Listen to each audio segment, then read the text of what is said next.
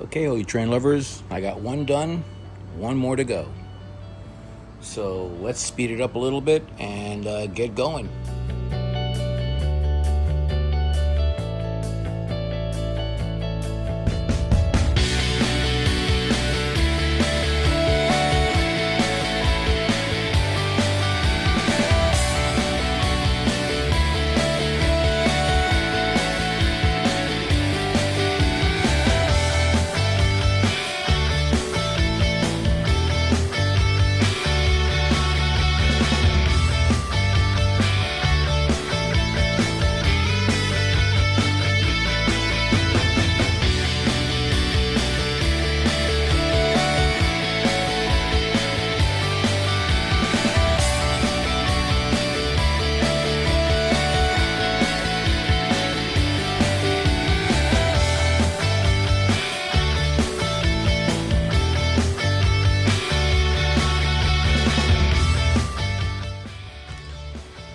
I've already cut the legs to length right over here.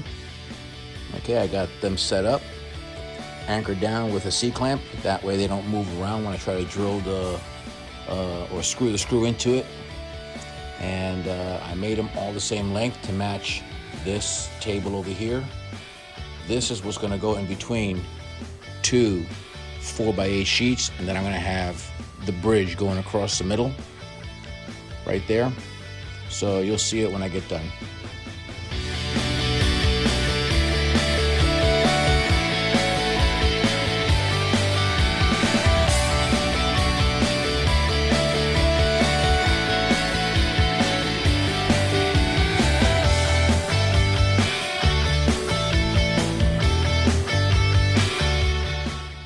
Okay, all four legs are done. Now I need to put the supports, which are cut at a 45-degree angle in each end.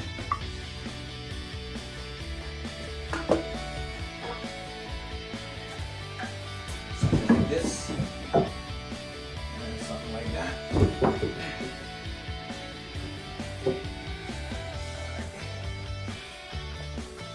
So as you can see, I got one here and one on the other side. Same thing on all four. Let's get to it. I got the first set of supports done. Now, with a better view with the video camera, I'll be able to show you what I'm doing. On this side, I'm gonna do it in time-lapse photography, so bear with me.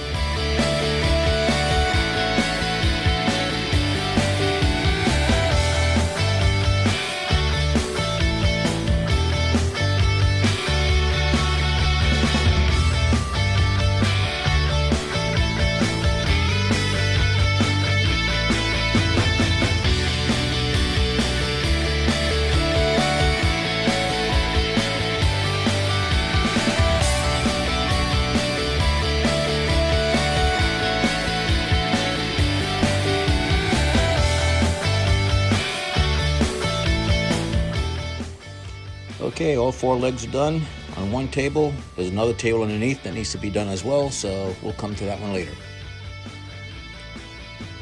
One down, one to go. Get a top for that, and that'll go in between the two 4x8s.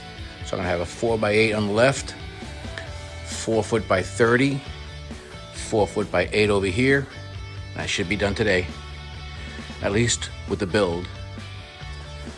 I've already installed one leg, but my body was blocking what I was doing, so I'm gonna come over here and do it on this side and show you what I did with the C-clamp and so forth.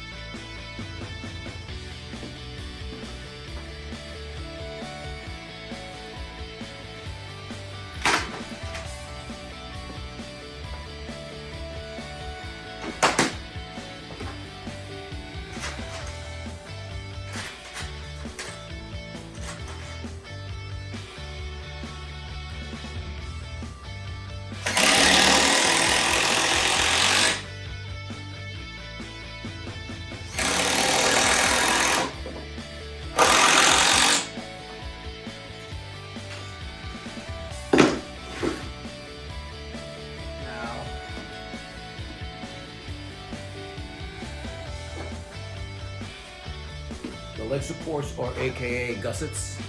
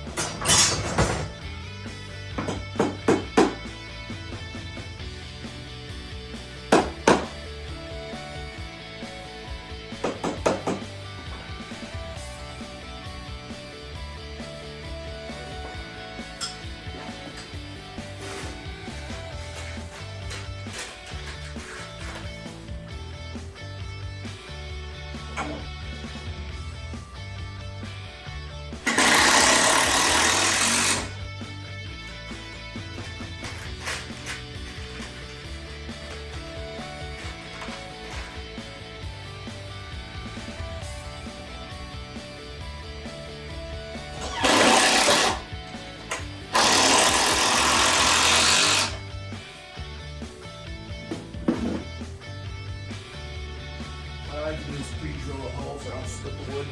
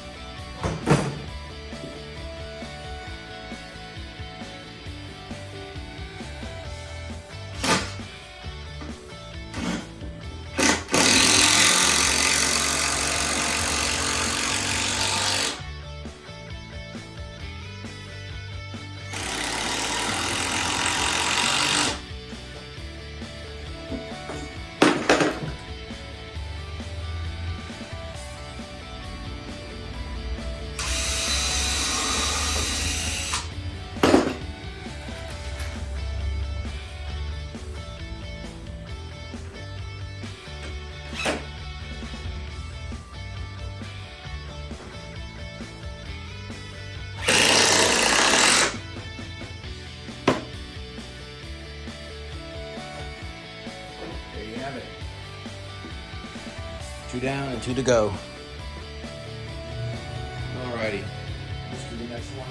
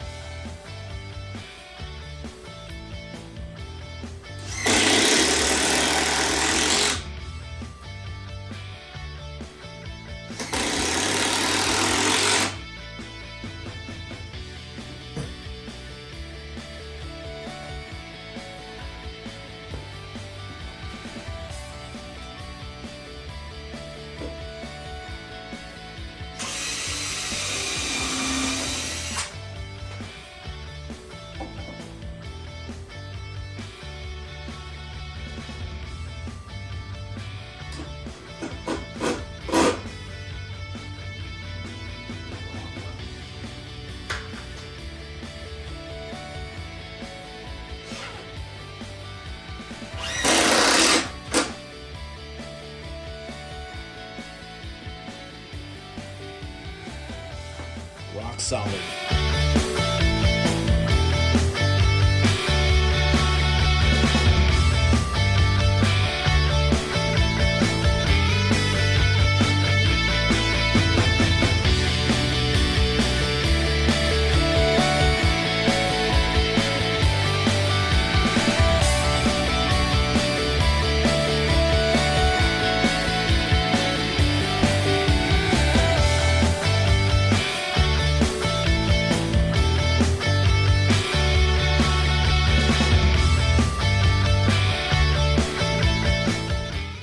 Hey, you train enthusiast, Tony here, and just going over my layout to see how many tracks I can fit in this space over here. This section right here, where my finger's pointing, the camera is focusing on its own. That's going to be a lift gate or a lift bridge, so I can get into the center without having to crawl underneath it. I've got to go to Home Depot and get a couple of hinges and take the hinges and space them up so that way the tracks don't bind when you try opening up this bridge area, or this lift gate, if you will. And so got to get 2 hinges. I got to get to a couple of blocks. I'm going to make a couple of blocks to lift the hinges off, so that way when you lift, they don't bind. Number 1, number 2, like I mentioned, trying to see how many tracks I can fit across. And let's go from there.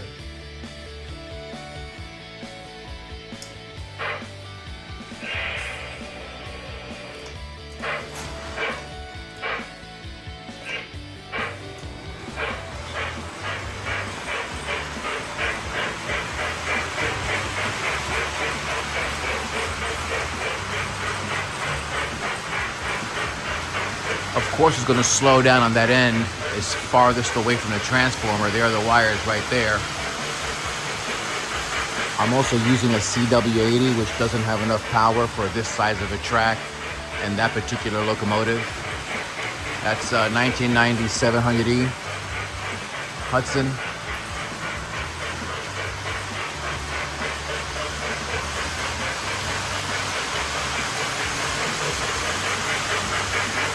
This is a dry run, just temporary, just to see and get the feelers out there, to see what I can do and what I can position and where I can put things.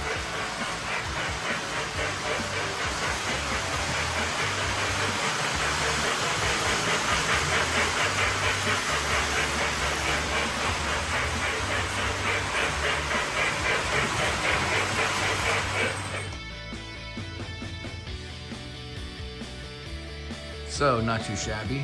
This is 072 radius. Okay, I have a couple of pieces here to widen it. Got a couple of pieces in the center to make it longer. Still giving myself enough gap on each end and on the sides as well. But she's coming along nicely, slowly but surely, but coming along. Hey, all you post-war fans, Tony here. And as you can see, I've been working on my layout. I got it all assembled. Still a lot of work to do.